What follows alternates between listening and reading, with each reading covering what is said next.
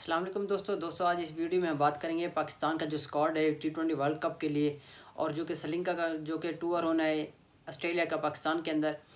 जो भी मतलब स्क्वाड अनाउंस होगा 15 को होगा, शायद हो जाए होपफुली। लेकिन उस सबसे पहले जो कि आईसीसी ने जो कि आईसीसी को स्क्वाड अनाउंस मतलब जो कि जमा करवाया गया उस हवाले से इसमें बातचीत करेंगे। और जो जो मतलब स्क्वाड में प्लेयर हैं उनके स्टैट्स के बारे में भी थोड़ी बहुत बातचीत कर लेंगे। लेकिन सबसे पहले हम एक नज़र स्क्वाड पे डालते हैं, उसके बाद हम उनके स्टैट्स पे जाएंगे।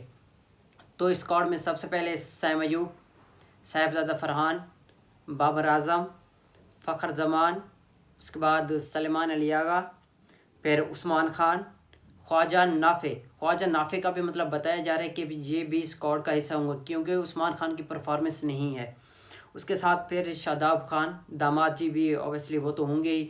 तो उसके बाद फ़हीम अशरफ, शाहीन शाह अफरीदी, हारिस रऊफ़, फिर उसके साथ ही नसीम शाह, अबरार, उस्मान तारिक, वसीम जूनियर।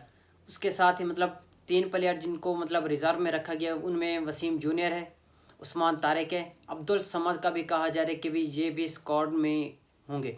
लेकिन सबसे पहले हम नज़र डालेंगे कि भी जो जो मतलब T20 वर्ल्ड कप खेलने हमारे प्लेयर जा रहे हैं उनके स्टैट्स क्या हैं, उन्होंने कितने मैचेस खेले हैं और कितने मैचेस में कितनी 50 हैं और उनके कितने रन्स हैं।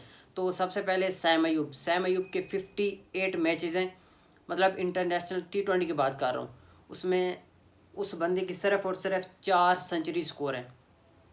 मतलब एक प्लेयर है 58 मैचेस इंटरनेशनल मैचेस खेल चुका है और उस बंदे के मतलब सिर्फ और सिर्फ 4 50s हैं। ये आपके ख्याल से ये नाइंसाफ़ी नहीं है? मतलब एक प्लेयर को इतना ज़्यादा मौका क्यों दिया जा रहा है? अगर सैम अयूब की मैं रन्स की बात करूँ, टोटल मतलब जो कि इसने इंटरनेशनल क्रिकेट में बनाए हैं T20 फॉर्मेट में, उसने 1109 रन्स बनाए और इसका जो हाईएस्ट रन्स है वो 98 है। उसकी सेंचुरी स्कोर नहीं हुई थी, तो इसका हाईएस्ट रन्स यही रह चुका है 98। उसके बाद साहिबजादा फरहान तो मतलब कब से इसकी हाइप तो बन चुकी है कि भाई ये छक्के मारते, ये करता है, वो करता है। लेकिन इस भाई के मतलब थोड़े स्टैट्स पे नज़र डालें तो इसने T20 के इंटरनेशनल मैचेस में 37 मैचेस इसने खेले हैं और इसके जो स्कोर हैं वो है 917, 917 रन इस बंदे ने बनाए हैं मतलब 37 मैचेस में। ये कुछ बेहतर है। हाईएस्ट अगर इसकी बात करें तो हाईएस्ट इसका 80 है, मतलब 80 रन्स जो है इसका हाईएस्ट स्कोर है। अगर इसकी 50s की मैं बात करूँ तो इसने 37 मैचेस में सिर्फ और सिर्फ फ़कत 750 स्कोर किए हैं। मतलब 37 में से आप सिर्फ 750 ये T20 में ये T20 वर्ल्ड कप हमें जिताएंगे। तो उसके बाद नंबर 3 पे बाबर आजम के इंटरनेशनल मैचेस में T20 कैरियर की मैं बात कर रहा हूँ तो उसमें बाबर आजम के हैं 136 मैचेस और 136 मैचेस के साथ साथ बाबर आजम टॉप स्कोरर है। मतलब in the world, in the history T20 कि अगर आप उठा के देख ले, बाबर आजम वो वह प्लेयर है जिसके T20 के अंदर सबसे ज़्यादा रन है। फिर लोग कहेंगे कि भाई वार्नर गुजर चुका है, फ़लाँ गुजर चुका है, फ़लाँ प्लेयर गुजर चुका है, कोहली गुजर चुका है, रोहित शर्मा गैस रोहित के दूसरे नंबर पे रन है। फिर जो विराट कोहली द लेजेंड है उसके तीसरे नंबर पे। विराट की जो ज़्यादातर सेंचुरी, ज़्यादातर हाइप बनी हुई है वो इसकी बनी हुई है ओडीआई के अंदर। अगर ओवरऑल में बात करूँ तो बाबर आजम की जो 50 स्कोर हैं, बाबर आजम की T20 के अंदर 40s 50s है। अगर ओवरऑल इंटरनेशनल की मैं बात करूँ तो उसके 97 T50 स्कोर हैं। तो उसके साथ बाबर की अगर मैं हाईएस्ट रन्स की बात करूँ वो 122 है, मतलब 122 रन्स इसका हाईएस्ट स्कोर है। और बाबर आजम की T20 के अंदर 3 सेंचुरी है। मतलब पूरे स्क्वाड को अगर हम पूरे ओवरऑल स्क्वाड को उठा के देख लें तो हमारे पास यही एक बंदा है जिसके पास सबसे ज़्यादा मैचेस का तजर्बा है। और आई होप कि इस टूर्नामेंट में बाबर आजम मतलब टॉप स्कोरर भी हो और हम T20 वर्ल्ड कप भी जीते और ये बंदा अपने ही दम पे मतलब हमें T20 वर्ल्ड कप जितवाए, क्योंकि इसके इतने सारे मैचेस हो चुके हैं। बाबर पहले भी मतलब 2 से 3 world cup T20 world cup खेल चुके हैं, 2021 का भी खेल चुके हैं, 2022 का भी खेल चुके हैं, 2024 का भी। उसमें बाबर ने कुछ खास किया तो नहीं, लेकिन आई होप कि इसमें मैन ऑफ द टूर्नामेंट रहे, ये हमारी दुआ है।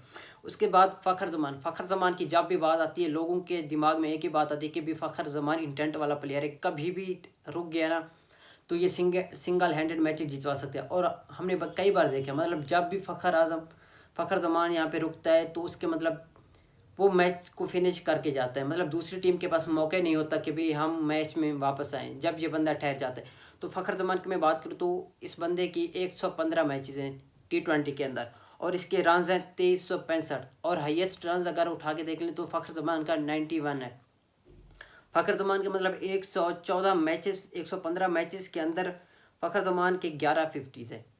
और सबसे ज़्यादा चूरन जो बेचा है पाकिस्तानी क्रिकेट टीम को वो फ़खर ज़मान ने बेचा है। फ़खर ज़मान की एवरेज उठा के देखें तो फ़कत 20.64 की है। मतलब 20 की एवरेज से वो बंदा T20 मैचेस खेल रहा है। उसको हमने रखा क्यों है कि भाई इंटेंट है तो मतलब कभी भी फ़खर ज़मान ठहर गया तो सिंगल हैंडेड ये मैच जितवा सकता है।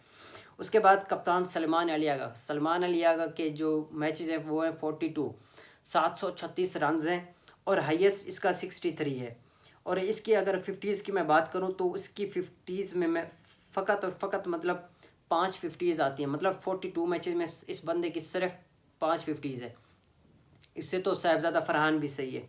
तो उसके बाद उस्मान खान के 29 मैचेस हैं, सिर्फ और सिर्फ 343 रन हैं इस बंदे के। मैं तो कई बार कह चुका हूँ कि भाई हम पाकिस्तानी जितने भी हैं हम चंदा इकट्ठा करके इसको भेज देते हैं। इसका जो हाईएस्ट है वो है 52, सिर्फ और सिर्फ मतलब एक इस बंदे की 50 है। मतलब इतने सारे मैचेस खेलने के बावजूद फिर लोग कहेंगे कि भाई ये नंबर 4 पे आता है, नंबर 5 पे आता है, कभी नंबर 6 पे आता है। जब भी नंबर 5 नंबर 6 पे आता है तो मतलब वहाँ पे भी इसके पास बहुत सारे मौके होते हैं। कई बार हमारी बैटिंग लाइन फ्लॉप हुई है और ये बंदा मतलब पावर प्ले के अंदर भी कई बार आ चुका है। चलो खैर कोई बात नहीं। इसके बाद ख्वाजा नाफे का कहा जा रहा है कि भाई ये भी स्क्वाड का हिस्सा है। इस बंदे ने एक मैच खेला है, बहुत बहुत इम्प्रेस किया। मतलब हर बंदे को इसने अपनी बैटिंग से इम्प्रेस किया। बेशक उसने 26 रन बनाए, लेकिन वो जिस इंटेंट से बैटिंग कर रहा था वो कमाल की बैटिंग कर रहा था, और कीपिंग भी बेहतरीन कर रहा था। मतलब उस्मान खान से कई हिस्से ये बेहतर हो सकता है। फिर शादाब खान के 114 मैचेस है। 114 मैचेस के अंदर इसके 816 रन है। और 50 स्कोर की बात करूँ तो उसकी 150 है। वो भी इसने वर्ल्ड कप के अंदर अगेंस्ट साउथ अफ्रीका स्कोर किया था। तो अगर शादाब का मतलब हाईएस्ट चेक कर लें तो वो 52 है।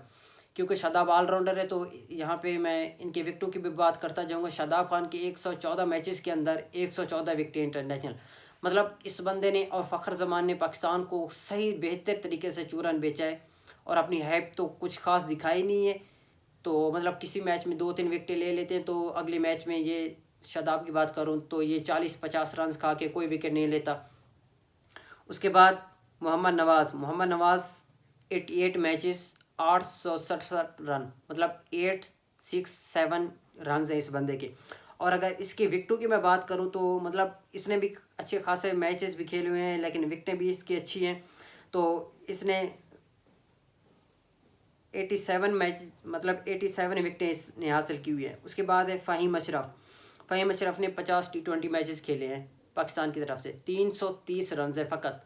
और इसका हाईएस्ट अगर आप उठा के देखें हाईएस्ट भी 41 है, और इसकी विकेटें हैं 39। मतलब 50 मैचेस में सिर्फ और सिर्फ 39 विकेटें हैं।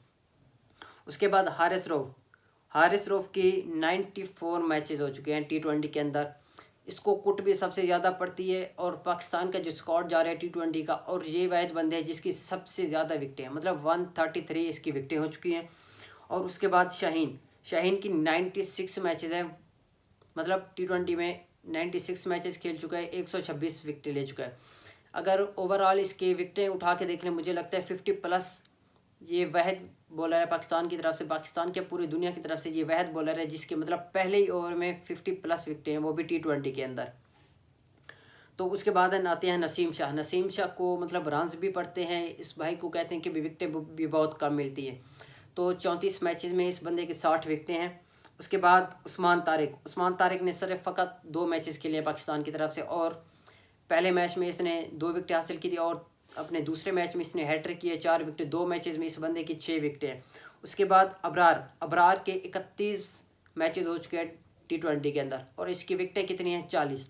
मतलब लोग कहते हैं कि अबरार हर मैच में 3-4 विकेटें लेता है, ये हमारा विकेट टेकर है। यार अगर ओवरऑल देखा जाए तो मतलब 31 मैचेस में 40 विकेटें कोई ज़्यादा नहीं है। इससे बेहतर तो मतलब उस्मान तारिक है, उसकी 2 मैचेस में 6 विकेटें हैं। उसके बाद वसीम जूनियर जिसने हमें हाल ही में, अगर नहीं याद तो लास्ट T20 मैच उठा के देख लें, 34 मैचेस खेले इसने पाकिस्तान की तरफ से इंटरनेशनल T20, तो इसकी विकेटें हैं 52। और उसके बाद मैं बात करता हूँ, अब बात ही क्या करनी है, अगर ओवरऑल अब हम स्क्वाड को एक बार फिर से देखें कि हमारा जो स्क्वाड है किस हिसाब से बेहतर हो सकता है, तो सबसे पहले तो मैं मतलब बैटिंग पे आता हूँ। बैटिंग पे अगर साहिबजादा फरहान और सैम अयूब का बल्ला चल पड़ता है तो फिर तो मतलब मज़े ही मज़े हैं। अगर बैटिंग फ्लॉप होती है तो नंबर 3 पे खेलते हैं बाबर आजम। बाबर आजम मतलब अगर विकेट पे टिक गए तो दूसरे एंड पे जो प्लेयर ठहरा होता है वो रन स्कोर कर सकता है, बाबर खुद भी स्कोर कर सकता है। आई होप कि बाबर इस बार अच्छा खेले, आई होप, क्योंकि अगर बाबर की रिसेंट फॉर्म देख लें वो बहुत ही घटिया मतलब घटिया परफॉर्मेंस जा रही है। BBL में मतलब 7 मैचेस खेल चुका है, सिर्फ फ़कत 2 50s आई है, वो 2 50s भी मतलब इसकी विनिंग कॉज में आई है। मतलब एक में इसने मैच फिनिश किया था, पहली 50 जिसमें की थी उसमें भी मतलब ये विकेट पे ठहरा रहे तो रन्स बने, दूसरी तरफ से मतलब बैटिंग फ्लॉप ही जा रही थी। मतलब बाबर का जो रोल है वो एंकर का रोल है। बेहतर यही है कि बाबर कोई शॉट न मारे। बेशक बाबर अगर 50 गेंदों पे 50 रन भी बना रहे हैं इसमें कोई मसला नहीं। T20 के अंदर बाकी 70 गेंदें जो रहती है अगर उसमें भी 150 रन बन जाता है तो बाबर के 50 मिला के मतलब T20 के अंदर 200 रन पाकिस्तान हर मैच में मार सकती है। लेकिन फिर लोग कहेंगे कि भी बाबर 100 के स्ट्राइक रेट से खेल रहे हैं। यार अगर वो 100 के स्ट्राइक रेट से भी खेल चुका है, दूसरे एंड पे अगर कोई प्लेयर आके मतलब 200 के स्ट्राइक रेट से 170 के स्ट्राइक रेट से खेल रहा है तो पाकिस्तान का स्कोर तो देखे ना 200 तक जा रहा है। फिर कहेंगे कि भाई 200 क्या करना है यार, T20 के अंदर बहुत बहुत है 200 रन। अगर 200 रन भी लगते हैं तो हमारी टीम के पास इतनी बॉलिंग लाइनअप है जिसमें नसीम शाह है, शहीन शाह अफरीदी है, स्पिन में शादाब भी होगा। शादाब तो ऑब्वियसली हर प्लेइंग 11 में होना चाहिए और होगा भी सही, क्योंकि वो परफॉर्म करके आ रहे सबको पता है। वो भाई मतलब मुझे तो ऐसे लगता है मतलब शादाब ऐसे परफॉर्म करके है हर मैच में, मतलब जिस तरह वो 5-6 विकेट ले रहा हो उसको इस बेस पे शायद सिलेक्ट किया गया है। फिर अबरार भी आता है, स्पिन में मोहम्मद नवाज भी है। मतलब ओवरऑल अगर हम अपने स्क्वाड को देखें स्क्वाड मजबूत है। अब पाकिस्तान की एक ये भी मतलब बात रही है कि भी एट द एंड पॉइंट पे वो कल्टी मार लेते हैं, लेकिन मुझे जैसे लगता है कि अब्दुल समाद T20 के वर्ल्ड कप के स्क्वाड में नहीं होगा, उसकी जगह पे कोई और रखेंगे, क्योंकि पाकिस्तान की टीम है कुछ भी कर सकते हैं। अगर आप रिसेंट उठा के देखें जो कि हमारा टूर्नामेंट हुआ है एशिया कप, जो कि मतलब एशिया कप में भी पाकिस्तान ने U-टर्न लिया है, लेकिन सबसे इंपॉर्टेंट जो पाकिस्तान ने U-टर्न लिया था वो लिया था चैम्पियन ट्रॉफी में। किसी को मतलब ख्वाब ख्याल नहीं था कि भी फ़हीम अशरफ आएंगे, मतलब उन्होंने फ़हीम अशरफ को डाल दिया था। लेकिन अब नहीं पता कि पाकिस्तान ऐसा कौन सा कांड करेगा, कौन से प्लेयर को ले आएगा। गाइस तब तक चलते हैं, नेक्स्ट वीडियो में मिलेंगे। चैनल को लाइक करें, सब्सक्राइब करें ताकि मेरी हर आने वाली वीडियो का नोटिफिकेशन आप तक पहुँच रहे। Good night.